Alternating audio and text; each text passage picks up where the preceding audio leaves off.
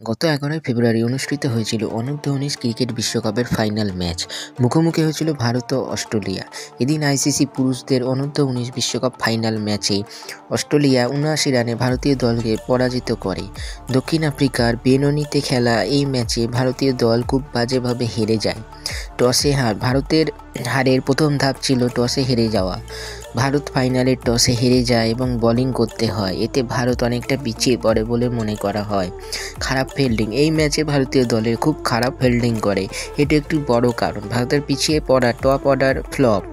আশা করা হয়েছিল টিমের টপ অর্ডার গত ম্যাচের মতো ভালো ফল করবে, কিন্তু টপ অর্ডারে থাকা মুশির খান, সচিন দাস এবং অধিনায়ক উদয় সাহারান ফাইনাল ম্যাচে রান করতে পারেননি। টুর্নামেন্টের শীর্ষে একদিকে মুশির এবং উদয় যেমন টুর্নামেন্টে সবচেয়ে বেশি রান করেছেন, অন্যদিকে ফাইনাল ম্যাচে মুশির 22, উদয় 8, সচিন মাত্র 9 রান করে আউট হয়ে যান। 50+ পার্টনারশিপ, ভারত বনাম অস্ট্রেলিয়ার এই ম্যাচে ভারতের একটিও 50+ পার্টনারশিপ হতে পারেনি, যা পরাজয়ের একটি বড় কারণ হয়ে দাঁড়ায়। 46 রানের জুটি, এই ম্যাচে সবথেকে বড় পার্টনারশিপ জুটি ছিল 46 রানের। নবম উইকেটে গিয়ে মুরুগান অভিষেক ও নমন তিওয়ারি জুটি বেঁধে পার্টনারশিপ তৈরি করার চেষ্টা করেছিল, কিন্তু তাতেও ব্যর্থ হয় তারা। স্পিনারের কামাল না হওয়া, ফাইনাল ম্যাচে মুরুগান অভিষেক, মুশির খান, সৌম পান্ডে, প্রিয়াংশু মলিয়াকে স্পিন বোলার হিসেবে ব্যবহার করা হয়েছিল।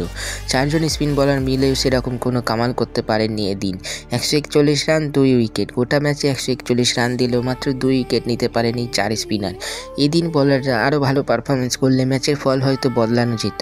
ফাইনালের চাপ, বিশ্বকাপের ফাইনালের চাপ সহ্য করতে না পেরে আত্মসমর্পণ করে ভারতীয় দল। পুরো ম্যাচে কোনো ভারতীয় ব্যাটার নিজের প্রতিভা দেখাতে পারেননি।